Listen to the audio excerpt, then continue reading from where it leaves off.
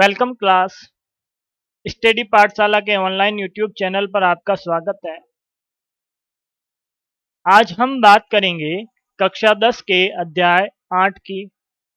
कक्षा 10 का अध्याय है अपने पास त्रिकोणमिति का परिचय। अब त्रिकोणमिति के परिचय में हम सबसे पहले बात करेंगे इस त्रिकोणमिति शब्द की कि त्रिकोणमिति शब्द है वो कहाँ से आया है। कि त्रिकोणमिति की जानकारी लेंगे और इस शब्द के हम क्या करेंगे, टुकड़े करेंगे, संधि विच्छेद करेंगे कि ये शब्द कितने शब्दों से मिलकर बना। तो इस शब्द के टुकड़े करने के लिए मैं क्या कर लेता हूं, त्रिकोणमिति के टुकड़े कर लेता हूं। कि त्रिकोणमिति के टुकड़े करूं तो पहला टुकड़ा मिलता है अपने को त्रि, दूसरा टुकड़ा मिलता है कोण और तीसरा टुकड़ा मिलता है इसका मिति। इसका मतलब है त्रिकोणमिति बना है त्रि प्लस कोण प्लस मिति से। अब इसके अर्थ की बात करूं कि त्रिकोणमिति के अर्थ देखूं तो त्रि का अर्थ होता है आपके तीन, कोण का अर्थ होता है कोण। अब कोण का तो कोई और अर्थ होता नहीं है अपने, तो कोण का अर्थ है कोण। और मिति का मतलब होता है आपके मापन। मिति का मतलब क्या होता है, मापन। तो त्रिकोणमिति के शाब्दिक अर्थ की बात करूं तो यह है कि तीन कोणों का मापन। अब तीन कोणों का मापन ऐसे नहीं कि तीन अलग अलग कोणों के आप क्या कर लो, मापन कर लो कि तीन कोण बना लिए सर और इन तीनों के मैं क्या कर लेता हूं, मापन कर लेता हूं। तो ये बात होगी नहीं कि तीनों के मापन नहीं करेंगे। हम क्या करेंगे, तीन कोणों से मिलकर बनी आकृति का क्या करेंगे, मापन करेंगे। और तीन कोणों से मिलकर बनी आकृति कौन सी होती है आपके, कि तीन कोणों से मिलकर बनी आकृति होती है आपके त्रिभुज। क्या होती है, त्रिभुज। इसका मतलब ये हुआ कि त्रिभुज का मापन आपके क्या कहलाता है, त्रिकोणमिति होता है। कि त्रिकोणमिति के शाब्दिक अर्थ की अब बात करूं तो इसका मतलब होता है कि त्रिकोणमिति का शाब्दिक अर्थ है त्रिभुज का मापन। कि त्रिभुज का मापन त्रिकोणमिति का क्या है, शाब्दिक अर्थ है। अब बात कर लेते हैं कि ये त्रिकोणमिति तो पता चल गया कैसे बना है, तो इसके उपयोग क्या है, ये कौन सी शाखा है, कि इस पाठ में हम क्या पढ़ेंगे इसके बारे में। कि त्रिकोणमिति गणित की वह शाखा है जिसमें एक त्रिभुज की भुजाओं, इसकी बात की है, त्रिभुजों का मापन कैसे करोगे आप, कि त्रिभुज ले लो और त्रिभुज का मापन कर लो। तो त्रिभुज का मापन करने के लिए आप मापन किसका करोगे, भुजाओं का मापन करोगे। और किसका मापन करोगे, इसके कोणों का मापन करोगे। दो ही काम कर सकते हैं हम लोग। और किसका मापन करोगे, यहाँ पे कोणों का मापन करोगे आप लोग। के त्रिभुज की गणित की वह शाखा जिसमें एक त्रिभुज की भुजाओं और कोणों के बीच का, इनके बीच का जो संबंध है उनका अध्ययन किया जाता है, तो उसे हम क्या कहते हैं, गणित में त्रिकोणमिति कहते हैं।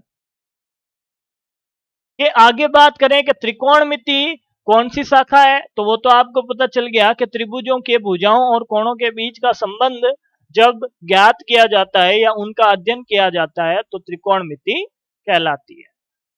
आगे बात कर लेते हैं इसके उपयोग की, कि पुराने जमाने के लोग क्या करते थे, कि त्रिकोणमिति का उपयोग प्राचीन काल में खगोलविद पृथ्वी से तारों, सूरज तथा ग्रहों की दूरियां मापने में करते थे।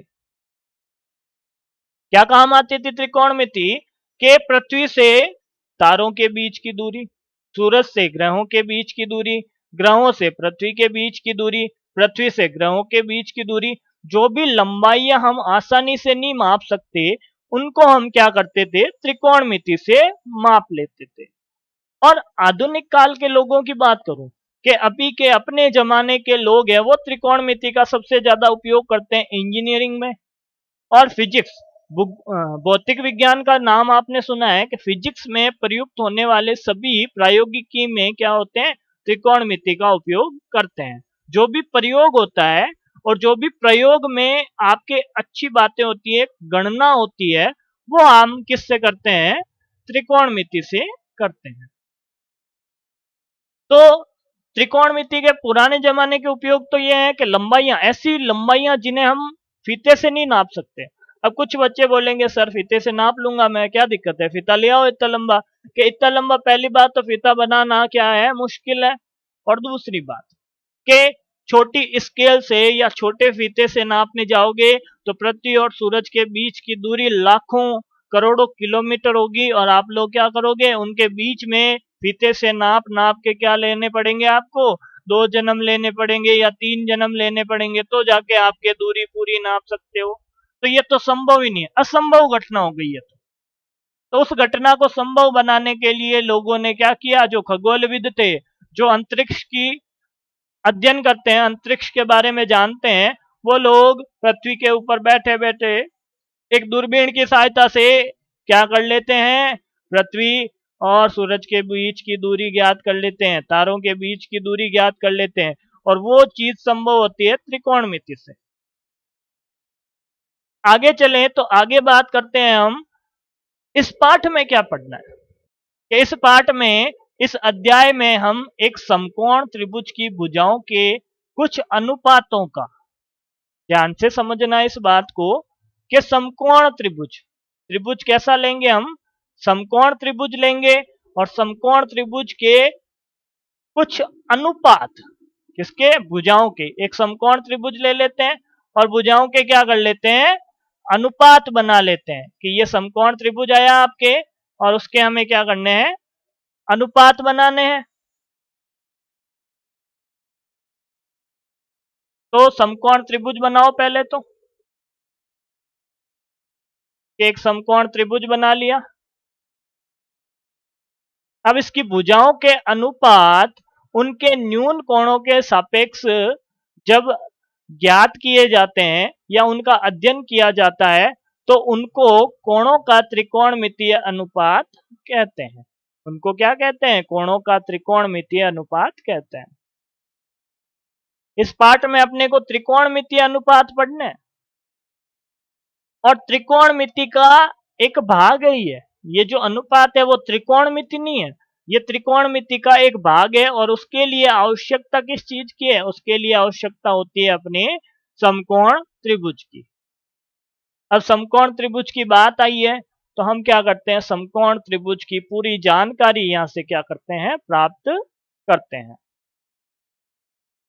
अब समकोण त्रिभुज आया है तो समकोण त्रिभुज की भुजाएं क्या होती है, समकोण त्रिभुज में समकोण कौन सा होता है, बाकी कोणों का क्या संबंध है, भुजाओं का क्या संबंध है, ये सारी बातें आपको समकोण त्रिभुज के बारे में जाननी पड़ेगी, सीखना पड़ेगा।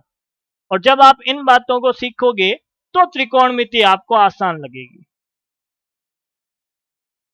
तो आगे हम बात कर लेते हैं समकोण त्रिभुज की। कि एक त्रिभुज है, उसमें क्या है, एक 90 डिग्री का कोण है। कि ऐसा त्रिभुज जिसमें एक 90 डिग्री का कोण होता है, कि ये लो सर ये 90 डिग्री का कोण हो गया, और आपके इस त्रिभुज को हम क्या करते हैं, एक नाम देते हैं। कि बिना नाम के तो कोई भी इंसान या फिर कोई भी वस्तु या फिर कोई भी चित्र आपके काम का नहीं है। तो गणित में जब भी आप कोई नया चित्र बनाओगे तो उसको नाम जरूर दोगे। तो हमने क्या कर लिया, एक त्रिभुज ले लिया ए बी सी, और ये त्रिभुज कैसा है, समकोण त्रिभुज है। कि त्रिभुज एबीसी में कौन सा कोण है, कोण बी 90 डिग्री है। क्या काम कर दिया, कि त्रिभुज एबीसी में कोण बी क्या है, अपने पास 90 डिग्री है। और क्या हो गया, अब जब हम भुजा, सॉरी ये कोण 90 डिग्री का जब निश्चित कर लेते हैं, जब ये कोण 90 डिग्री का निश्चित कर लेते हैं, तो इसके सामने की भुजा क्या होती है, आपके कर्ण होती है। कि इसके सामने की भुजा क्या कहलाती है, कर्ण कहलाती है। तो ये लिख लेते हैं कि एसी भुजा क्या है अपने पास, एसी भुजा है कर्ण। और ये भुजा कौन सी होती है, 90 डिग्री के सामने की भुजा क्या होती है, कर्ण होती है। उसके बाद बात कर लेते हैं कि ये तो हो गया अपने 90 डिग्री निर्धारित करने के बाद, कि बाकी के दो कोण हैं, कि उनके बीच का क्या संबंध है, कि ये बाकी के दोनों कोण न्यून कोण है आपके। कैसे कोण है? ये दोनों कोण है आपके न्यून कोण। तो कोण ए व कोण सी कैसे कोण है? न्यून कोण है। इतना पता चला अपने को।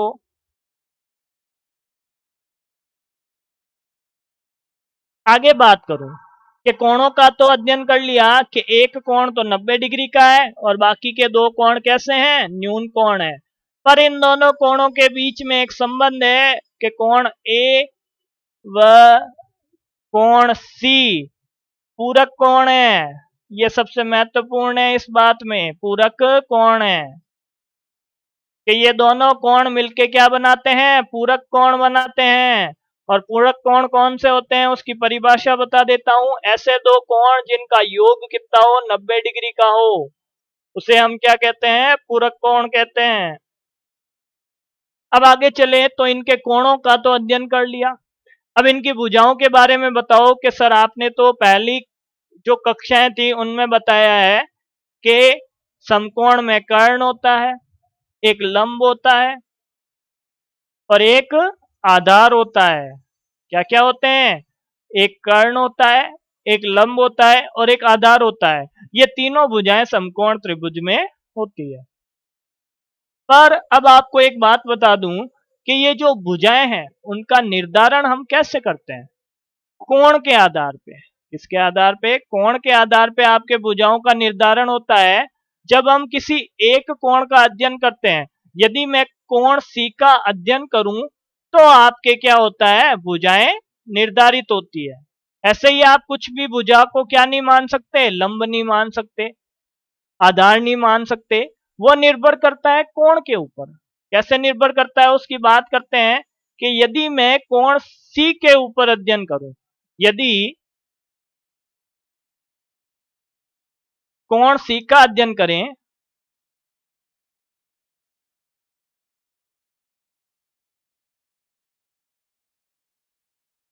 तो आपके लंब क्या होता है? इस कोण के सामने की भुजा क्या कहलाती है? लंब कहलाती है। कि इसके सामने क्या आएगा? आपके लंब आएगा। और बाकी की भुजा आपके क्या कहलाएगी? आधार कहलाएगी। मतलब यदि कोण सी है तो लंब क्या होगा? आपके ए बी होगा। कि लंब कौन सा होगा? आपके यहाँ पे लंब होगा, वो कौन सा होगा? A B. और आधार कौन सा होगा? यहाँ पे आधार होगा आपके बी सी। तीनों भुजाओं का निर्धारण हो गया कि एसी तो फिक्स है, क्या है? कर्ण है। 90 डिग्री के सामने कौन सी भुजा होती है? कर्ण होती है। उसके बाद बात कर लेते हैं कि यदि कोण सी का अध्ययन नहीं करता हूं, कोण ए का अध्ययन करता हूं। किसका अध्ययन करता हूं? कोण सी का अध्ययन नहीं किया मैंने, कोण ए का अध्ययन किया, तो आपके क्या होगा? कि कोण ए का अध्ययन करते ही लंब और आधार की जो पोजीशन है वो क्या हो जाएगी? चेंज हो जाएगी। अब मैं अध्ययन करता हूं कोण ए का। जब ए का अध्ययन करता हूं तो कोण ए के सामने आपके क्या होगा? लंब होगा। और बाकी भुजा क्या होगी? आधार होगी। ये बात अपने को पता चली कि अब यदि कोण ए के लिए बात करूं, किसके लिए बात करूं? कोण ए के लिए बात करूं तो आपके क्या होगा? कोण ए के लिए बात करें तो यहाँ पे लंब क्या होगा? अपने पास लंब होगा, वो होगा बीसी। और आधार क्या होगा? आपके आधार होगा ए बी। इसका मतलब ये हुआ कि लंब और आधार कोणों के ऊपर निर्भर करते हैं। जिस कोण का अध्ययन किया जाता है उसके सामने की भुजा क्या कहलाती है? लंब कहलाती है। और उसके साथ वाली भुजा क्या कहलाती है? आधार कहलाती है। तो ये फर्क है लंब और आधार में। तो ये निश्चित नहीं होते कि जो सीधी खड़ी भुजा है उसको आप हर बार लंब मानो, ऐसा जरूरी नहीं है। कि लंब और आधार की जो पोजीशन है, जो स्थिति है, वो आपके कोण के ऊपर निर्भर करती है। तो ये फिक्स भुजा नहीं है, ये एक फिक्स नाम नहीं है। अब बात कर लेते हैं कि भुजा तो निर्धारित कर ली, पर भुजा के बीच में एक संबंध है, उसके बारे में आपको पता होगा, और नहीं पता है तो मैं आपको बता देता हूं कि इनके बीच में आपके क्या है, एक संबंध है। इनके बीच का जो संबंध है उसे कहते हैं पाइथागोरस। कौन सा संबंध है? पाइथागोरस का संबंध है, और उसे क्या कहते हैं? पाइथागोरस प्रमेय। और ये भी बहुत ही इंपॉर्टेंट है, इसको भी याद करना आपके लिए बहुत ज्यादा महत्वपूर्ण है त्रिकोणमिति को सीखने के लिए। तो त्रिकोणमिति में पाइथागोरस प्रमेय क्या होती है? पाइथागोरस प्रमेय होती है आपके कर्ण का स्क्वायर बराबर आधार का स्क्वायर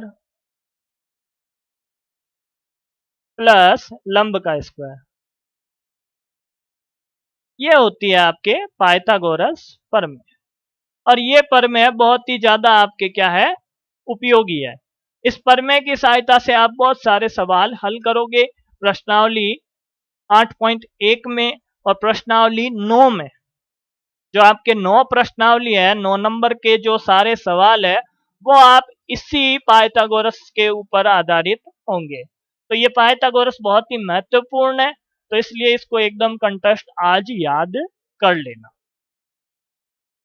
इसके बाद बात करें आगे, समकोण की तो बात कर ली, अब हम बात करेंगे त्रिकोणमितीय अनुपात की।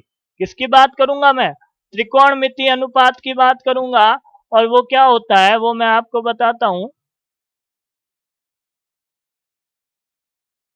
कि त्रिकोणमितीय अनुपात आपके समकोण के ऊपर आधारित होते हैं। तो त्रिकोणमितीय अनुपात बनाने के लिए आपको सबसे पहले एक समकोण त्रिभुज बनाना पड़ेगा, और समकोण त्रिभुज बनाने के लिए आपको क्या करना है, एक सीधी रेखा और एक एल बना के उनको मिला देना।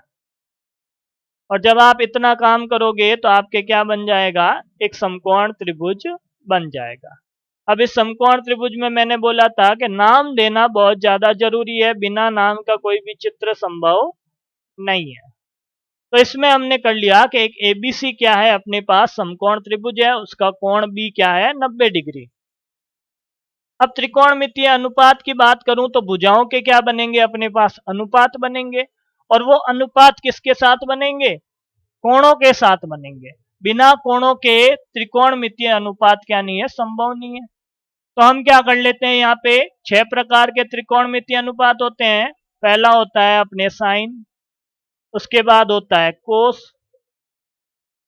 उसके बाद टेन, टेन के सामने होता है कोट, कोट के ऊपर सेक, और सेक के बाद होता है कोसेक। जिस क्रम में मैंने ये त्रिकोणमितीय अनुपात लिखे हैं, ये नाम लिखे हैं, उसी क्रम में आपको याद कर लेना है। साइन, कॉस, टेन, कॉट, सेक और कोसेक। उसके बाद इनके साथ आपके कोण होना बहुत ज्यादा जरूरी है, कि बिना कोण के अध्ययन किए आप क्या नहीं कर सकते, अनुपात नहीं बना सकते। तो एक कोण का क्या करो, निर्धारण करो कि मैं क्या करूंगा, कोण ए का अध्ययन करूंगा। किसका अध्ययन करूंगा? कोण ए का अध्ययन करूंगा। कोण ए का अध्ययन करते ही अपने को मिला कि इसके सामने क्या है, लंब, और 90 के सामने आपके क्या है, कर्ण, और बाकी क्या बचा अपने, आधार। इतना काम करते ही आपको क्या करना है, सबके सामने, कि ये जो आपके अनुपात के लिए साइन लिखा है, ये बिना कोण के क्या है, अधूरा है। तो कोण कौन सा लिया मैंने, ए लिया, तो साइन ए होगा, ना कि सिर्फ साइन होगा। उसके आगे क्या होगा, कोस ए होगा। उसके बाद टेन ए, उसके बाद कोट ए, उसके बाद सेक ए, और आगे होगा आपके कोसेक ए। कि इतना काम करने के बाद आपको क्या करने हैं, भुजाओं के अनुपात बनाने हैं। दो दो भुजाओं के अनुपात बना लो, और ये हो गए अपने त्रिकोणमितीय अनुपात पूरे। अब बात कर लेते हैं अनुपात कौन से बनेंगे, कि आधार बटा कर्ण बना दूं क्या सर? नहीं, सबसे पहले आपके बनता है लंब बटा कर्ण। सबसे पहले कौन सा बनता है, लंब बटा कर्ण बनता है, और उसके बाद कोस के लिए बनता है आधार बटा कर्ण। और उसके बाद आता है आपके लंब बटा कर्ण, सॉरी लंब बटा आधार। उसके बाद आपको क्या करना है, इसका उल्टा कर देना है। क्या कर देना है, इसका उल्टा। जो ये आपने अनुपात बनाया है इसको उल्टा लिखोगे तो किसका अनुपात आ जाएगा, आपके कोट का अनुपात आ जाएगा, और कोट का अनुपात होता है आधार बटा लंब। उसके बाद कोस का उल्टा क्या बनेगा, सेक, और सेक क्या होगा, कर्ण बटा आधार। क्या बनेगा, सेक कर्ण बटा आधार। और आप जब कोसेक बनाओगे तो क्या बनेगा, आपके कोसेक बनेगा आधार बटा कर्ण कोस, और कर्ण बटा आधार, इसका उल्टा क्या हो गया, सेक हो गया। तो इसका मतलब साइन का उल्टा क्या होगा, कोसेक होगा। और कोसेक क्या होगा आपके, वो बताओ मेरे को। और कोसेक बनेगा आपके कर्ण बटा लंब। तो ऐसे आपके ये अनुपात बनेंगे। अब यहाँ पे एक बात बोलोगे कि सर ये तो आपने बोला था कि कोई फिक्स कारण होगा तभी आपने लिखा है, कि साइन ए का मान लंब बटा कर्ण क्यों होता है, ये अपना एक सवाल हो गया। ये क्या हो गया, अपना एक सवाल हो गया। इसके बारे में हम सबसे लास्ट में अभी चर्चा करेंगे। अब इतना बात, इतनी जिसको बात समझ में आई वो मेरे साथ क्या करो, आगे चलो। कि आगे कैसे चलोगे, कि सर यहाँ पे तो आपने क्या कर लिया, कोण ए के बारे में अध्ययन कर लिया। जब कोण सी के बारे में अध्ययन करेंगे तो ये तो क्या बन जाएगा, लंब बन जाएगा, और ये क्या बन जाएगा, आपके आधार बन जाएगा। इसकी बातें हम आगे करेंगे, जैसे अपने सवाल में पूछेंगे वैसे हम इसका क्या निकाल देंगे, अनुपात निकाल देंगे। तो उसके लिए आपको कोई भी दिक्कत लेने की जरूरत नहीं है। आगे हम इसके बारे में चर्चा कर लेते हैं कि आगे अनुपात बनाने के बाद क्या। अनुपात बनाने के बाद अनुपात याद करने की ट्रिक भी तो जरूरी है, कि बिना ट्रिक के याद कैसे करोगे। ये तो कंफ्यूजन वाला मामला है कि एल बटा के करूं या ए बटा के करूं या एल बटा ए करूं, सारे एक जैसे ही तो हैं। एल ए और के से मिलकर, लंब आधार और कर्ण से मिलकर ही तो सारे अनुपात बने हैं। तो ये सारे अनुपात आपको क्या करेंगे, कंफ्यूज करेंगे। और उस कंफ्यूजन को दूर करने के लिए हमने क्या किया है, एक ट्रिक बनाई है। हमने तो बनाई नहीं है, पुराने जमाने से ये ट्रिक चली आ रही है, और इसको ही हम क्या कर लेते हैं, याद कर लेते हैं। कि लंब बटा कर्ण का अनुपात क्या था, साइन।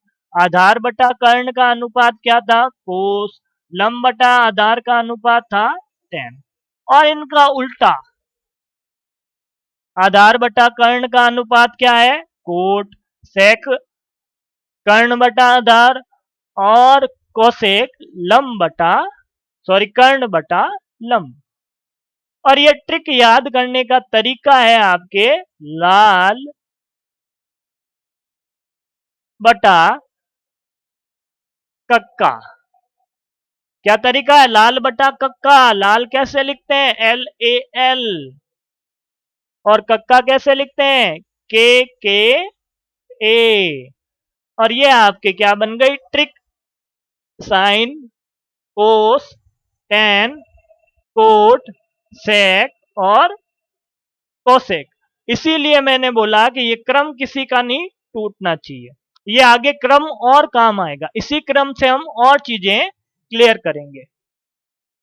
ट्रिक की बात कर ली आप लोगों ने, और ट्रिक की बात करने के बाद अब आप लोग आगे चलो कि हम क्या कर लेते हैं, इनके हिंदी नामों के बारे में जान लेते हैं। कि यार साइन ही काफी है, साइन का पूरा नाम भी तो होगा कुछ।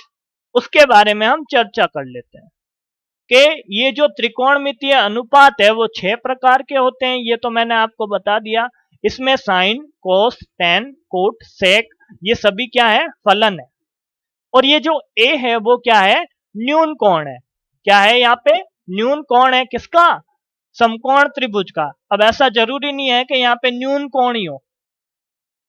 जो लोग 11वीं में आगे गणित पढ़ेंगे उनके न्यून कोणों से आगे भी क्या होंगे, त्रिकोणमिति के अनुपात होंगे। त्रिकोणमिति होगी, 90 तक सीमित नहीं है। त्रिकोणमिति के आगे बहुत सारे मान होते हैं, 180 का, 160 का, किसी का भी मान त्रिकोणमिति से निकाल सकते हैं। तो यहाँ पे हम बात कर लेते हैं, ये ए क्या है, सिर्फ न्यून कोण नहीं है, ये ए क्या है, सिर्फ कोण है। न्यून कोण तो एक पर्टिकुलर समकोण त्रिभुज के लिए ही उपयोग में आता है, अनुपात बनाने के लिए। अब बात कर लेता हूं, साइन का पूरा नाम है आपके साइनस, और उसे हिंदी में कहते हैं ज्या, और ज्या का मतलब होता है जिह्वा।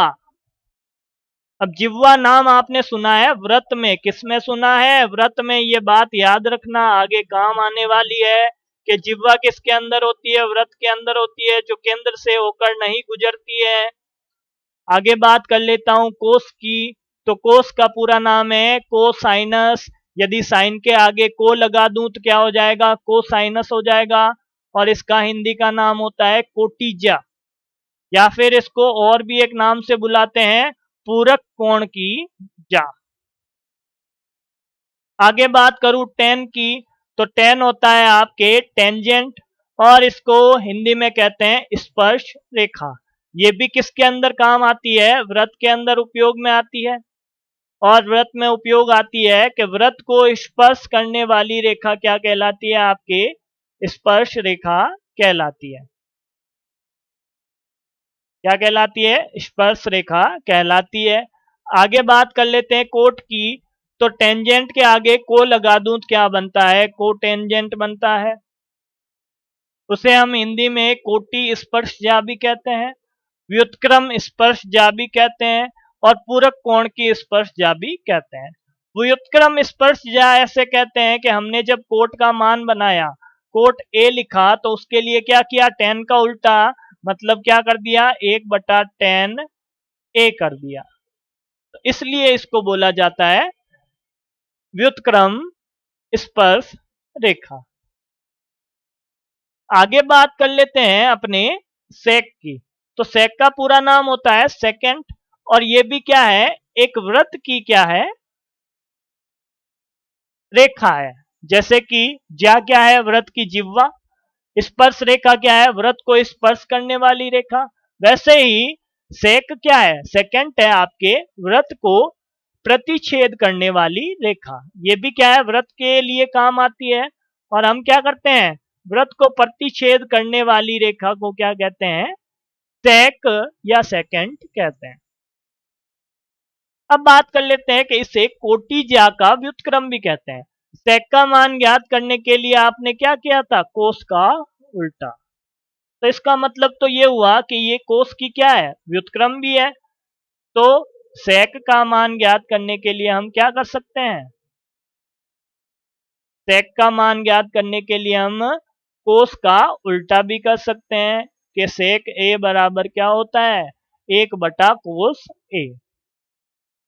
उससे आगे चलूं तो व्युत्क्रम ज्या क्या होती है, कि कोसेक को हम क्या कहते हैं, व्युत्क्रम ज्या, और इसका पूरा नाम होता है आपके कोसेकेंट। इसे कोटि प्रतिच्छेदी रेखा भी कहते हैं, पूरक कोण की प्रतिच्छेदी रेखा भी कहते हैं। अब व्युत्क्रम ज्या की बात कर लूं, मतलब ज्या का मतलब होता है साइन, और व्युत्क्रम का मतलब होता है उल्टा।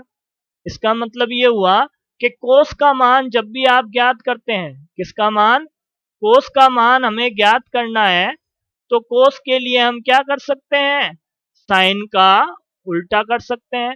कि साइन का उल्टा करेंगे तो क्या बनेगा, आपके कोसेक बनेगा। और ये हो गए अपने पूरे हिंदी नाम। जब आपको हिंदी नाम आएंगे तो त्रिकोणमिति के एक बहुत ही अच्छे रहस्य के बारे में, बहुत ही अच्छी बात के बारे में, कि साइन बराबर लंब बटा कर्ण क्यों होता है, उसके बारे में बहुत ही अच्छे से जानकारी आपको मिलेगी। इतना काम करने के बाद आगे आप लोगों के लिए 2 सवाल है। सवाल नंबर 2, एक नहीं बोल रहा हूं, सवाल नंबर 2 है आपका, त्रिकोणमितीय अनुपात बनाने के लिए समकोण त्रिभुज का ही उपयोग क्यों किया जाता है। ये तो हो गया सवाल नंबर 1। क्या आप लोग क्या करोगे, सवाल नंबर 1 समकोण त्रिभुज क्यों होता है, त्रिकोणमितीय अनुपात बनाने के लिए वो जान के आओगे। दूसरा काम आपको करना है कि साइन ए बराबर लंब बटा कर्ण क्यों होता है। ये 2 सवाल मैंने आप लोगों के लिए छोड़े हैं। ये सवाल जो भी हल कर लेगा उससे त्रिकोणमिति 100% एक भी नंबर नहीं कटने देगी। और ये बहुत ही आसान सवाल है, आपकी किताब पढ़ोगे तो आपको ये सवालों के आंसर मिल जाएंगे, और नहीं मिलेंगे तो अगली क्लास में हम इनके बारे में जरूर चर्चा करेंगे। तो आज के लिए बस मैं इतना ही पढ़ाना चाहूंगा, और आप लोगों से एक रिक्वेस्ट करना चाहूंगा कि चैनल को ज़्यादा से ज़्यादा सब्सक्राइब करें, शेयर करें, और ये बेल आइकन जरूर दबाएं। और आज के लिए थैंक यू, धन्यवाद।